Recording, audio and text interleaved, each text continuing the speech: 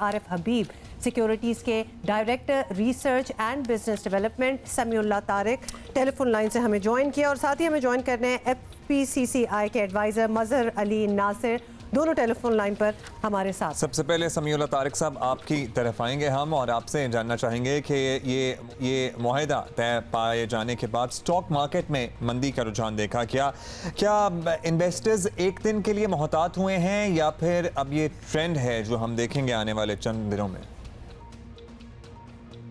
ये ऐसा है कि इस मुआहदे के साथ ही जो है वो काफी अनसर्टेनिटी मार्केट में आ गई है। तो इस तरह की कि इंटरेस्ट रेट और एक्सचेंज रेट की डायरेक्शन आगे क्या होगी, क्योंकि इसमें लिखा हुआ है कि एक्सचेंज रेट मार्केट डिटरमिन्ड होगा। तो मार्केट डिटरमिन्ड एक्सचेंज रेट से क्या मुराद है, क्योंकि पिछले किसी एग्रीमेंट में ऐसा लिखा हुआ नहीं था। तो इस वजह से जो है मार्केट में अनसर्टेनिटी है कि एक्सचेंज रेट का डायरेक्शन क्या होगा, करेंसी ज्यादा डिप्रिशिएट करनी हो जाएगी। और इसी तरह इंटरेस्ट रेट के हवाले से भी जो रूमर्स मार्केट में फैल गई थी कि गवर्नमेंट ने अग्री करते इंटरेस्ट रेट बढ़ाने पे अग्री किया है, तो उसके हवाले से भी अनसर्टेनिटी है कि जो है वो इंटरेस्ट रेट जो है वो आगे जाते हुए कितना बढ़ेंगे। मज़हर अली साहब, आपसे पूछना चाहते हैं कि पाकिस्तान हुकूमत और IMF का इब्तदाई मुआहदा ऑब्वियसली तय पा गया है, उसी के बारे में हम बात करें। बिजनेस कम्युनिटी का इब्तदाई तासुर इस बारे में क्या है? देखिए, मेरे ख्याल से बड़ा कॉशियस है। उसकी वजह ये कि जो डिटेल्स हैं IMF के माहदे की वो हमें क्लियरली नहीं मालूम। हमें सिर्फ ये बताया गया है कि आपकी एनर्जी प्राइसेस बढ़ जाएंगी या आपके ऊपर 600 बिलियन के टैक्सेस मजीद लगा दिए जाएंगे। तो ये वैसे ही बड़ा डिफिकल्ट टाइम चल रहा है पाकिस्तान के अंदर इंडस्ट्री और कारोबार के पॉइंट ऑफ व्यू से। और अगर मजीद इंडस्ट्री के लिए बिजली की कॉस्ट और गैस की कॉस्ट बढ़ाई गई और मजीद टैक्सेस लगाए गए, तो पहले ही टैक्सेस के दबाव के अंदर सारे लोग आए हुए हैं और आप टैक्सेस उन्हीं लोगों से बार बार ले रहे हैं जो देते रहे। ब्रॉडनिंग ऑफ टैक्स के बगैर अगर आप ये करेंगे तो ये मुश्किलात में डाल देंगे टोटली बिजनेस कम्युनिटी को। आप इंडस्ट्री की मुश्किलात का जिक्र कर रहे हैं, ये जान लेते हैं हम समीउल्लाह साहब से भी। समीउल्लाह साहब, जो इब्तदाई तौर पर माहिदे के निकात सामने आए हैं, क्या सोच रहे हैं आप लोगों का? अगर रिएक्शन हम जाने फर्स्ट हैंड, आप समझते हैं कि मईशत के लिए इन द लॉन्ग रन बेहतर होगा ये सब कुछ? IMF के हवाले से जाहिर है जो चीजें उन्होंने जो रेकमेंड की हैं उसके अंदर तो आम आदमी के लिए तो जाहिर है थोड़ा प्रॉब्लम होगा ही, क्योंकि इन्फ्लेशन बढ़ेगा, यूटिलिटी प्राइसेस बढ़ेंगी, फ्यूल की प्राइसेस बढ़ेंगी। तो आम आदमी के लिए तो डेफिनेटली ये थोड़ा टफ है। लेकिन ये कि ऑन द होल हमें लॉन्ग टर्म में एक्सपोर्ट कॉम्पिटिटिवनेस पर ही काम करना पड़ेगा कि किस तरह हमारी एक्सपोर्ट जो है वो लॉन्ग टर्म में बढ़ती रहे और किस तरह हमारा टैक्स नेट ज़्यादा से ज़्यादा इम्प्रूव होता रहे। तो जो है किस तरह जो है हम दोबारा इस ट्रैप में ना फंसे और ये IMF प्रोग्राम हमारा आखिरी है और दोबारा इसकी जरूरत ना पड़े। मज़हर साहब, आपसे भी लॉन्ग टर्म का ही पूछेंगे। जाहिर है ऑब्वियसली हुकूमत ने IMF के पास जाने का फैसला मजबूरी में किया, मईशत को सहारा देने के लिए किया। सनतकार और ताजर ये देख रहे हैं कि इससे मुल्क को लॉन्ग टर्म में क्या फ़ायदा होगा, ये आप बता दें, आपको क्या लगता है?